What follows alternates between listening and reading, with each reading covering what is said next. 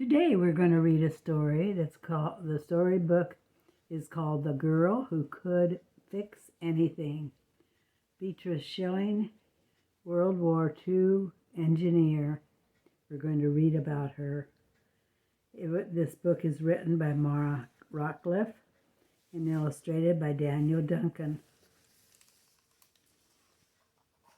Just look at all these pictures. Some houses over here. Beatrice Schilling wasn't quite like other children. She preferred tools to sweets. She didn't like to have anything sweet, huh? Tools were so marvelous for making things and fixing things and taking things apart. Beatrice could make anything. So look at that. Fix anything. She could put it all together. How about that? What about you? Can you do something like that? And when she took a thing apart, she put it back together better than before before she took it apart. How about that? One day, Beatrice and her mother went to London to meet a woman named Miss Partridge. Miss Partridge was an engineer. Her work was bringing the electricity to villages, and she wanted a clever girl to help. Beatrice was going to be an apprentice engineer. Just look how high up she is. I bet you she looks like she's scared, doesn't she? It wasn't easy work. Sometimes Beatrice made mistakes. Look at that. She went through the roof of somebody's house. That wouldn't be very good in the middle of the night, I guess, because it woke them up. Look at that. Sometimes Beatrice loved learning something new. Miss Partridge said Beatrice should study at a university. So now she's going to help her go to a university, a college. Beatrice wasn't quite like other students. And why was that? Do you remember? She wanted to put things mechanically together. She was clever with her books, but even cleverer with tools. In her spare time, she tinkered with her motorcycle. So she had a motorcycle, and I bet you she had fun driving it. Then she took it to the racetrack, where she found she wasn't quite like other riders either. She was faster. Oh boy. She was faster than the other riders. By the time Beatrice left the university, there wasn't much she didn't know about machines. Yet no one seemed to have a job for somebody who wasn't quite like other graduates. No one wanted to hire her. There she is in the line of graduates. She looked sad. At last, the Royal Aircraft Establishment hired Beatrice to write handbooks about plane engines.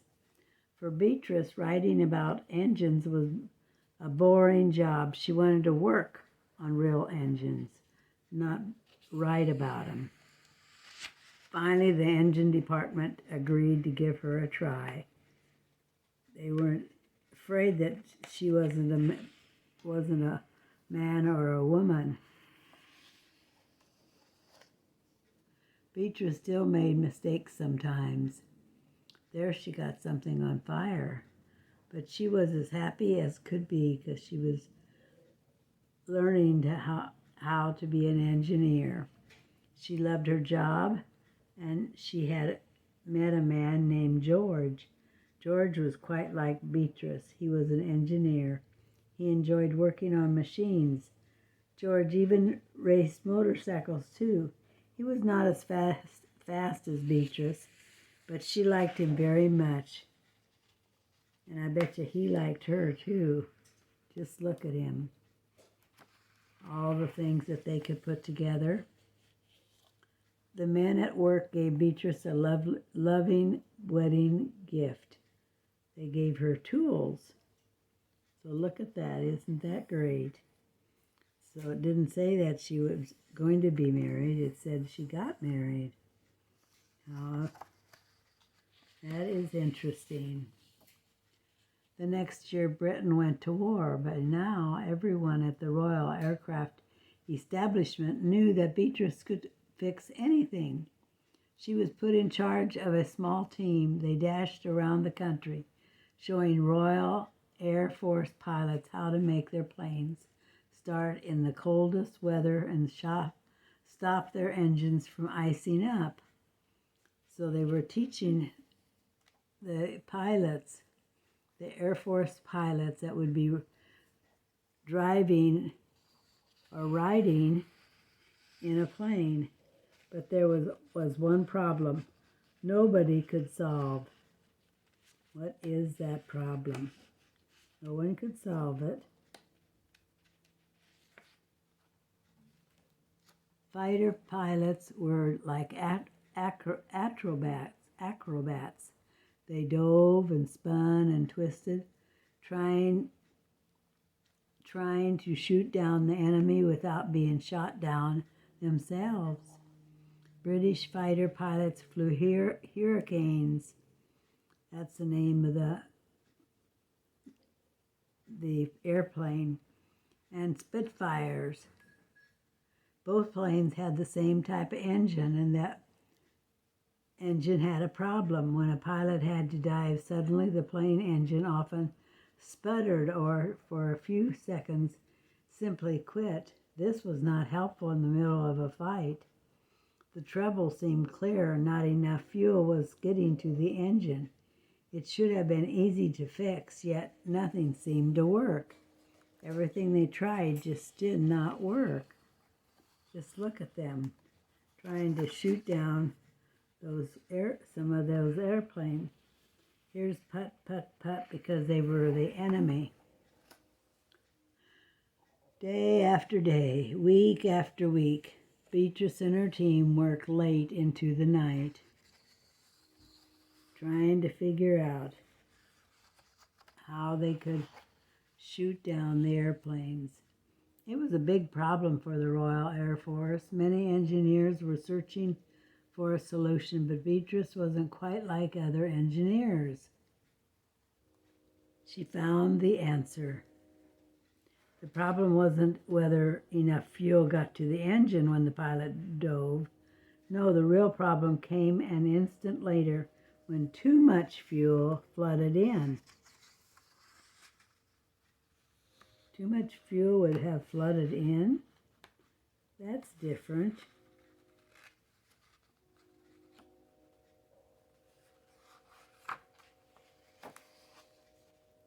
Changing the engine's design could fix the problem, but that would take time and money. And time and money were exactly what the British didn't have.